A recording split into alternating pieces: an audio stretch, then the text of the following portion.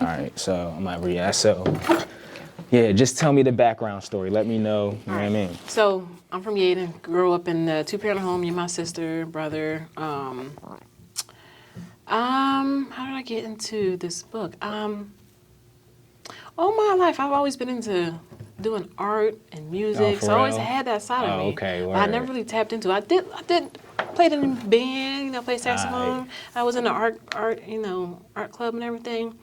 But after college, it got going into college, it got kind of hard because I went to school for engineering, chemical engineering. So that was I had to stay focused. Wow, that was like, yeah, it's that was weird. like It's a weird. No, it's weird because I went for engineering, but then I have the other entertainment side of me. It's weird because engineers are more conservative. I was in class, I'm like, these people are weird. Where are the fun people? Right. And so it was like I have both sides. Like, it's weird. I have both sides. Like, I'm not 100% in that or I'm 100% in that. I have like both sides. So in school, I did try to do the band, but it was a lot. So after school, it's like, all right, let me get into the science stuff because I went to school for chemical engineering. I'm going to do that. I'm not in a position at my job where I'm doing the science and everything, but my parents, so I'm a very emotional person. I just realized this, I just discovered this, that the way I am now, I be emotional sometimes. I did see that.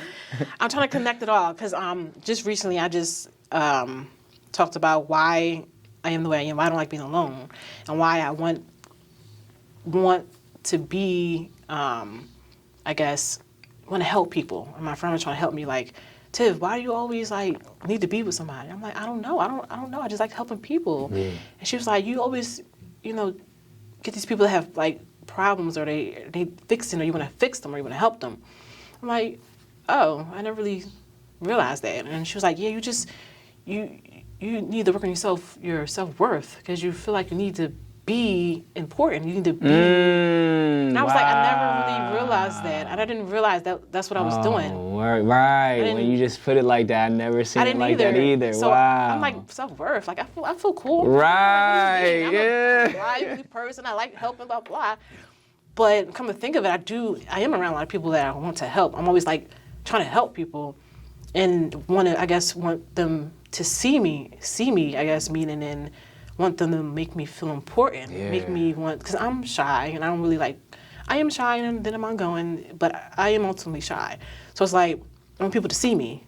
And I'm not always the most popular person. So I was never always seen. So I kind of put myself in popular groups and try to be seen. Yeah. So I guess that's me coming to not wanting to be alone, self-content. Yeah. So it's all this is, when she said that, I'm like, self-worth. I always get people that need help. I need to feel important. I'm like, okay, it's making sense. Mm-hmm. I never seen this. And then it goes back to your childhood bringing up. So I was like, all right, I never really thought about this. I never really tapped into myself and figure out maybe this is within. All these things are happening because it was what was within. And I'm not really taking, getting that self-care, self-love, or tapping into my own self and trying to figure out what's going on with me. Because they say the people around you are a projection of what you need to fix within yourself. Yeah. So people around me, I always get these people that are emotionally unavailable. I just realized. But I'm like, I'm an emotional person. I'm okay with my emotions. Yeah. But maybe I'm not. Maybe I may think I am, but maybe I'm not. So all these people around me, relationship-wise or friendship-wise, they're always emotionally unavailable. And it goes back to my parents. You said where I came from. So I was thinking back, come to think of it, my dad is very emotionally unavailable. He's more provider. Yeah, my pops too. Yeah, right. so he never he's provider. Give it what you want, baby girl, what you want. I got it. Fine. My mom. Think about my mom. My mom never really had deep conversations. Come to think of it. Me too, right. So I'm like, wow, I never thought of that. So me being the way I am is coming back from my child bringing. I'm bringing people in my life that are emotionally unavailable because of that's what I came from. Yeah. That's what I yearn for.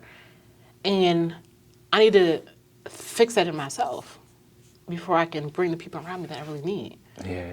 So it's deep, right? Oh my gosh, you just hit me in my whole core. I'm like, yo, I said it in the beginning, you talking my life. I'm like, yo, it is a lot of people's life, right?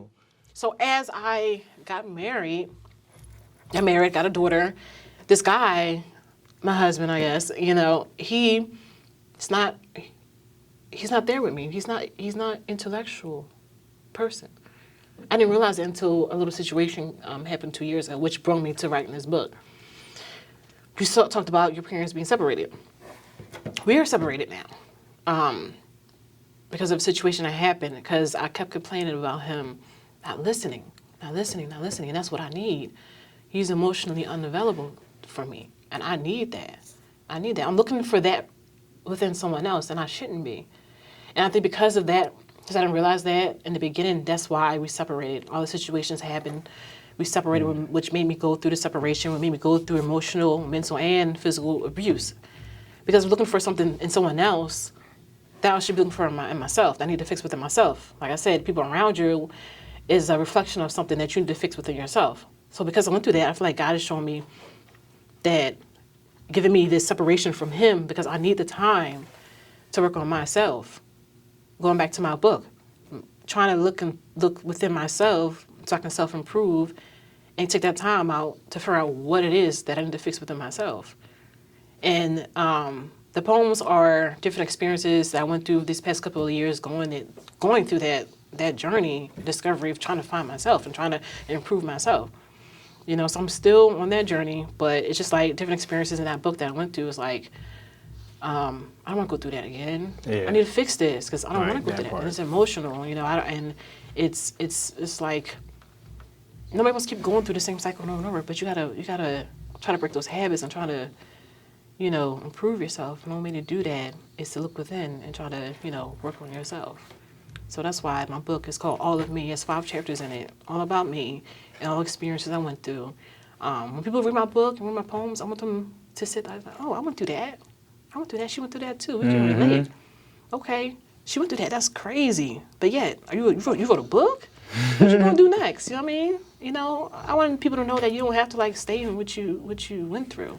You can rise out of it. You know, I still have memories and stuff like that, but every day I'm constantly trying to improve myself and get through it. You know, so.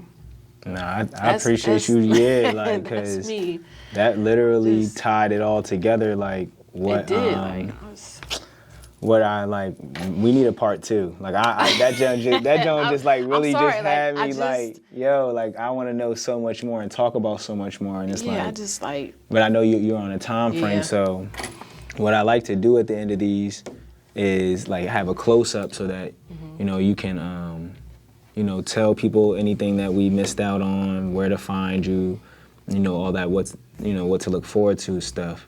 But yeah, like, before I let you go, we talk a little bit about the poetry event.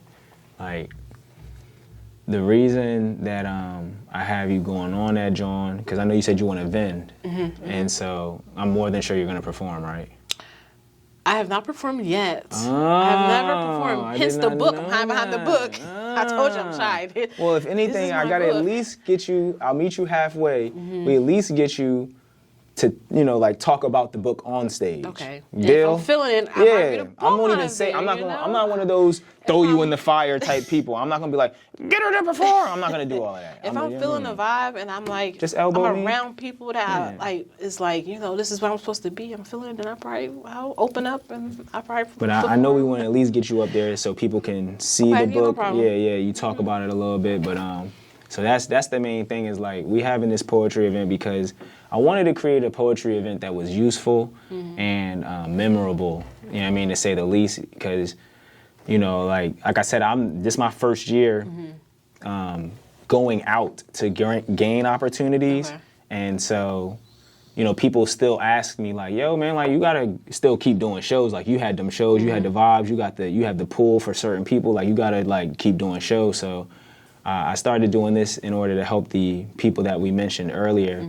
But I started finding that, like, all right, I need a space to, number one, I just turned 30, so I'm like, I wanted to be around more classy, like, just like more vibey environments that aren't so lit and ratchet all the time. Right. So I was like, all right, poetry is a good conduit for that. And then I also wanted to be able to network. Okay. Like, that's you know what I mean? And like have high quality individuals in the room, like in terms of the quality of being able to commit to long-term goals. Like that's where I'm at. I want to start my family. I want to, you know what I mean, get my crib and just do grown men long-term stuff. So it's like I want to have people in the room who I can introduce to my kids one day. And, you know, I need a job. I need somewhere to stay at, like real people in my life. You know what I mean? So that's what this is about. So before I get my close-up with you, what you looking forward to at this event or just in the events coming forward in your future? So.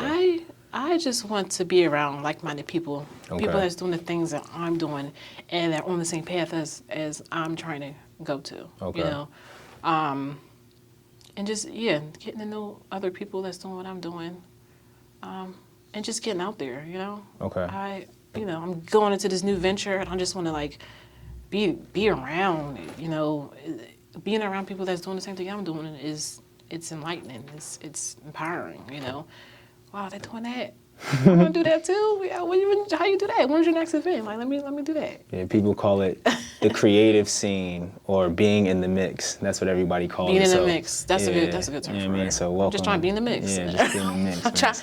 And I'll come to an event like, oh, there's Tiff. Yeah, what's up, Tiff? You know. And then you go to one event and get to the next one, and then now you mixed it up. Tiff. Right, and then you get you a name out here. Yeah. Okay. So all right, let me give you a close up. Okay. All right, I got you. All right.